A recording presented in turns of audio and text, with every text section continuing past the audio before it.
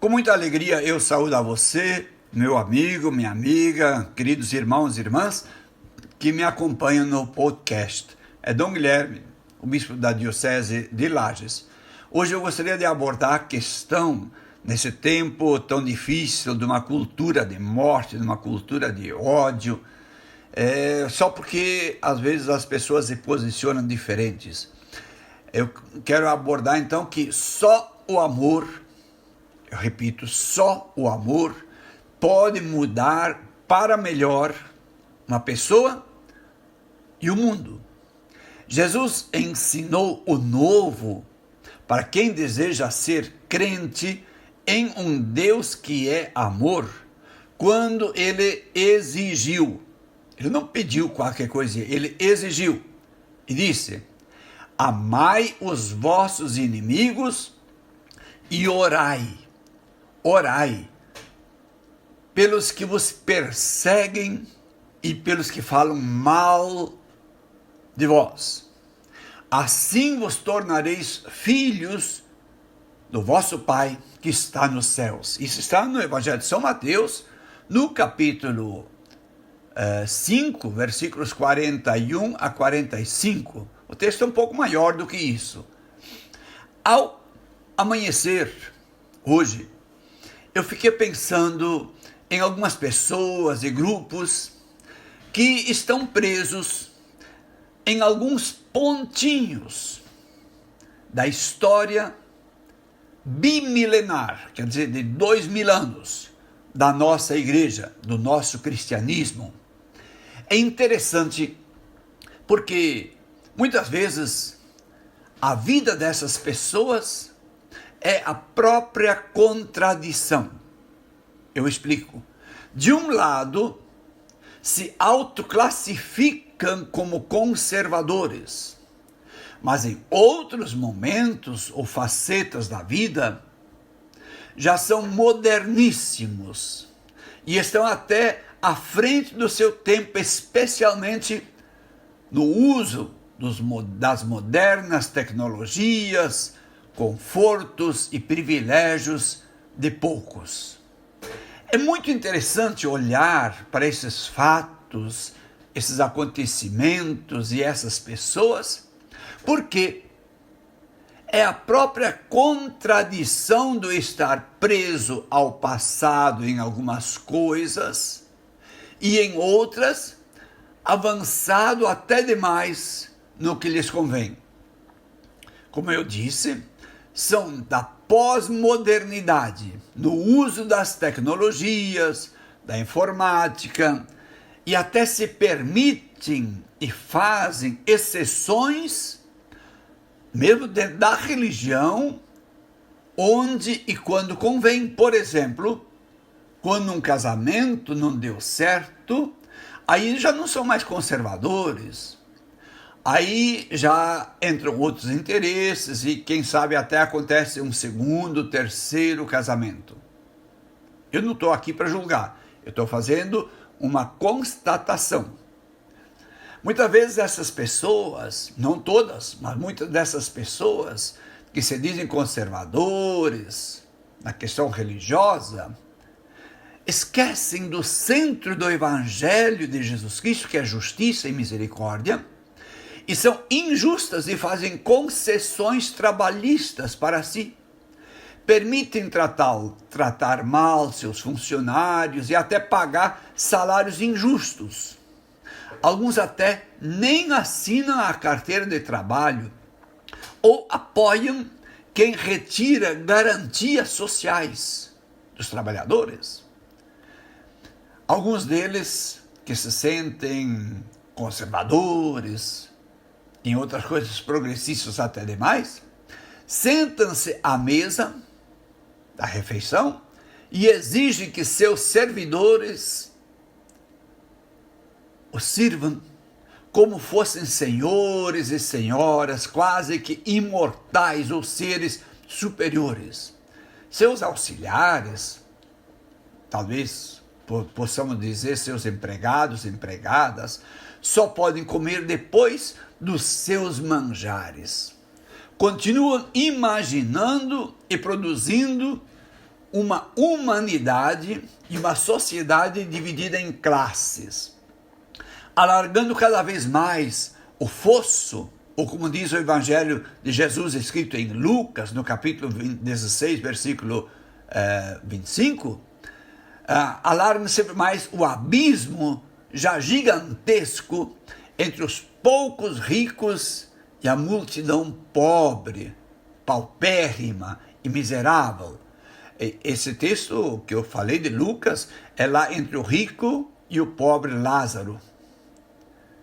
Ou alargam sempre mais esse abismo entre o direito de seus filhos estudarem em escolas particulares muito bem pagas só porque têm dinheiro, e os outros filhos dos pobres estudarem em escolas públicas que se esforçam para serem boas, mas muitas vezes não recebem nem o repasse do orçamento estabelecido pela Constituição, o repasse da União, ou daqueles que não têm nem condições de estudar e fazem tantas outras concessões.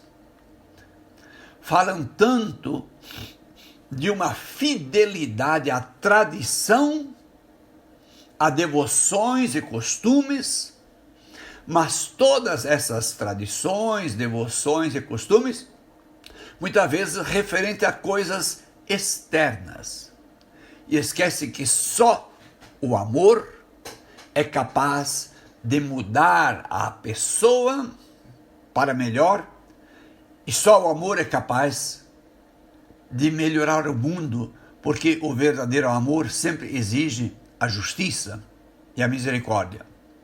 Não lembram que ninguém pode amar a Deus que não vê, sem praticar o amor ao próximo, esse próximo que ele vê?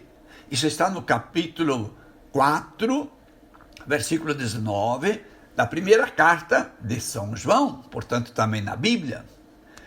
Mesmo esses que pensam que podem fazer essas coisas externas, amam a Deus sem passar pelo próximo, mesmo se esse próximo pensa diferente ou age diferente do seu míope olhar para aqueles pontinhos de sua visão de igreja aos quais estão presos. Até parece que são incapazes de usar a sua grande inteligência para estudar toda a história da humanidade e os 2000 anos do cristianismo, e nesse estudo perceber a quantia de vezes que costumes e formas de viver já mudaram. Perceber também que só o amor, a misericórdia, o acolhimento, a justiça e a caridade nunca puderam faltar em todas essas mudanças para poder permanecer uma igreja cristã. Embora seja muitas vezes injusto e doído ouvir as falsidades que são proclamadas aos quatro ventos por aqueles e aquelas pessoas ou grupos que resistem às necessidades de mudanças para a igreja permanecer fiel ao Jesus histórico, que sempre colocou a justiça, a defesa da vida, a misericórdia e o perdão e o amor ao próximo colado ao mandamento do amor a Deus, especialmente esse amor que deve ser dado ao pobre, ao que é violentado na sociedade. Também essas pessoas ou grupos precisam estar em nossas orações, em nossos cuidados, em nosso amor. Porque embora nos critiquem, nós temos que amá-las, temos que rezar por essas pessoas, temos que ter cuidados especiais com essas pessoas, porque do contrário também estaríamos pecando contra o mandamento de Jesus. Bem no fundo do nosso coração, quem tiver humildade para ouvir e acolher essas críticas, oposições, agressões virulentas e seus ódios destilados contra os que não seguem sua única visão, o que os fazem dizer que sente vergonha de pertencer a essa igreja, por eles taxada de progressista, até pode fazer um bem enorme para nós, porque nos provoca fazer um real exame de consciência e nos examinar para ver se permanecemos fiéis a Jesus e seus ensinamentos na Bíblia, ou se também estamos presos a alguns pequenos pontinhos de pequenas épocas do conjunto de 2000 anos de cristianismo. Essas pessoas, ou esses grupos, obrigam-nos a fazer um exame de consciência para ver se o centro do nosso ser cristão é o que está no centro da vida de Jesus e do seu evangelho, ou se também estamos presos a periferias, coisas periféricas. Não existe uma igreja ou um cristianismo progressista ou conservador. Existe uma igreja e um cristianismo fiel ou infiel ao evangelho de Jesus Cristo. E ponto final. Afinal, Jesus disse: não é todo aquele que diz Senhor, Senhor, que entrará no reino dos céus, mas aquele que faz a vontade do meu Pai que está nos céus.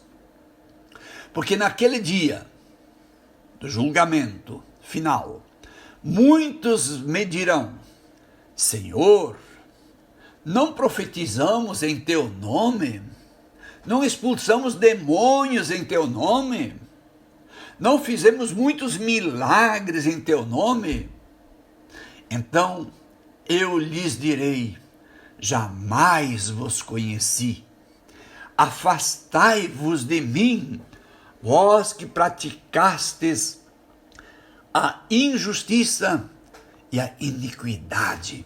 Isso está no Evangelho, palavra de Jesus, capítulo 7, versículos 21 a 23 de São Mateus. Portanto, não é minha palavra. Ou ainda, no mesmo capítulo 7 de Mateus, mas no versículo 3, portanto, uns versículos antes, Jesus diz: por que quereis tirar o cisco do olho do teu irmão, mas não percebes a trave do teu próprio olho? Minha gente, a pessoa adulta e madura sabe acolher com a mesma naturalidade os elogios e as críticas, e tratar bem,